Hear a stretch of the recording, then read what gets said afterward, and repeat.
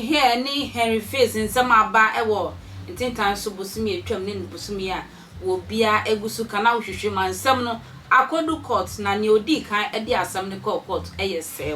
Serwaa purchase na line bi threat no ama nipa no so won ma ne sika ma otua ɛyɛ 20,000 ema nipa na wo threat no ya ase blackmail no wo tua sika na nhwehwe mu kyerɛ sɛ ye tracing number na so na number no ɛyɛ Henry number na kyerɛ sɛ Henry na de saa omunfoni anaso naked video no abeto abontin Henry so say enye ono na de buy hwan na de buy nti na o say asem no ekoko pie court na Serwaa ene di kan de asem no court na de asem no court ye fra wo mu mienu no we ma na we ai say nti eye sa bre de court abuafo abu asem no agu ansem no Serwaa Amihere ene Henry nsem no court abu no sebe nkwase asem we you enjoy me too I enjoy you sana court kan if you do me I do you and I say wo bi ate de no mo ye no wo mo nyina mo te de Henry te de sana Serwaa nso ete de wo no mo ye no na ne be pia monten na sakodu court ne ye frem ne ye humuti humu na dia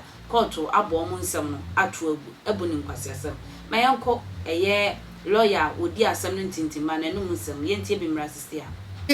lawyer ni a wojina mu ama Awuraba ni din ene Candy Love kwachewa ababio a wono yese mobile money din e wo so no eye ni din enti onim ho bi ya kan kire mu so obi a nhwe ne number SIM cards ye Ghana card dodo ya connect to Ghana we can simple SIM card dodo ya connect to Ghana card tesa da chu benya asem no yenim se we na ni bia de a na mom Candy Love lawyer ena wote se wode ensem Tvgh no yenko amabra ko ne yenkonkodi enkomo ama yamo akwaba bago fi mejo so first of all abrante amasese obi ehu seremfo ana osuro yen wo ba court de bago fi de bi wa ma still enens wa ma ena police for a prosecution and che say ya che no ena ya amfa na ma ana so me report ye bodi ene minim se nipa mienu na edi kan no ya remand them to police custody and say na ye de wo ba last week ena ye fra asem no nipa mienu ya amfa wo ma anom guso apolice for akachi ena Henry na nkasa nso wa ma court ho nti ene obi be ka say the third appearance and say nipa no mienu na omo apolice for akachi na ye de wo ba Oma na last week na ebra ye fra asem na ya mfo mama no enam sa ye so ma court no serve hearing notice de ma omu nyina se ene de aposi for momra nipa mienu na lawyer for so momra ene ye kodu ya a lawyer for mienu ni nyina by prosecution by nipa mienu na wa aposi for akache ne amfa mama ena Sir Henry so my issue bench warrant ho ena no so ye nya ne nche but o kasa o se kasa de okasa postifo ni baby owo so no an kasa nso be kwade a no de ejino no an so de aye nde opeso otugu mansa na obekwa awako so nya kwasa no a ama mianti ase ke say baby a na ewo no ada ehwa aye dan a mode ko asem we o de eba ne sen na zafe de baby a we free ho ko different one na lawyer we no gyamuma sa nipa ba kon Candy Love oba na owo mu no Candy Love no lawyer eno no brago fi me ankasa ne me hudwiri me sansa me call electoral commission case no na bra me kodu ye me te court dem a ye wie ya pembe sorry kra na me ti say ya bodi na me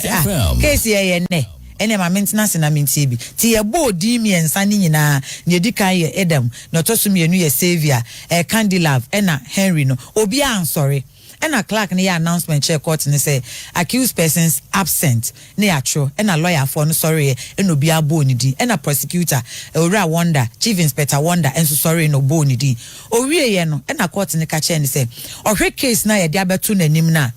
electronic act ne kire ne say oni ho kwan ese odi sa asem no nti ono de ni nyansem no o ma short ruling na o ma nyina ne say aposifo emfa court case no enkoda appropriate forum ye court kese ye high court ho ene betimi ati asem nti o mo fa asem ne nko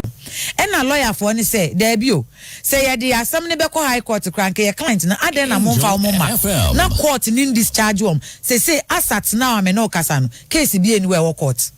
Serwaa Amihere case be anywhere work court because technical terms now you see technical term because say court ana case ne wo okoye complaint no ye de asem ne call danso man circuit court asat now court ne say minti e wasem inti case bi any court asat now se si ame no kasa case bi any court ti afena aposi for san ya arresta ye don be ko baby foforo nti o ma ye remand o mo na a lawyer for ne nti ase se adan ne ya remand nkrofo fa o mo bra court na one for mama in the so mo show makachi no o mo ye den ho because asat now me no kasa bra ko fi court no e che se case bi anim nti brief facts and then na mu wiem ya se wa mi here e de nkrofo court and na me ne wo kasa court no danso man circuit court che se case no onti mini no case bi eni we wo court bi asisi a kosi se aposifo be ye krado se okay nipa mienu no o chene ya ye de wo mo court so de wo mo kodu high court there and na there is a case before any court but enwumre ya de case bia any court eno na lawyer for ne kan ye asanke be ya ye mfa case ne kra nto osisi ya ye study case ne down ne ye nkofa accused persons mienu na wo police custody no emra o madam 2 weeks se se aburu 2 weeks no nanka ye mfa omomra no officially court no and discharge wom se court discharge wom nanka omu pie ne mpo ye che wom a no mahu so okay ye discharge mo afiko adu we hu afi ya chemo chi ya chemo foforo ne ya ka che okay ya che foforo ye do ko high court enti na ya che ba se se abibie no eno na lawyer for ne kan na court ne se me de beto manim no eno ho adwuma na meye enti Anna Halima Abdul Ella wa Basit eche se wono de ohwe mmere nim a case we ontimi ni eni taposifo wa horo ne nsa de afi ho enaja ye sorry ya ye ko ena me ne lawyer kasa o chese no kre ono ne client no Candy Love wo ministry police station obekwa ko hu no na one na di nkomo hwe se what is the way forward omompem so nkomanim aposifo da ben high court no asat me no kasa de say danso man say circuit court say wa me here case bia eni obi ti say wo mo ye na time ye you dey ne mo fa ne koma herodi ne ye de ne free ha ne ye de ne kwa proof de ni bia ya dan no afie wi ye me yatwa ne mprenye agya no a nipa ba ko a breko fi emra o ka asem kuro ya ebi na to ye maame agrada one sofo ba ko se de na dejam asem akotu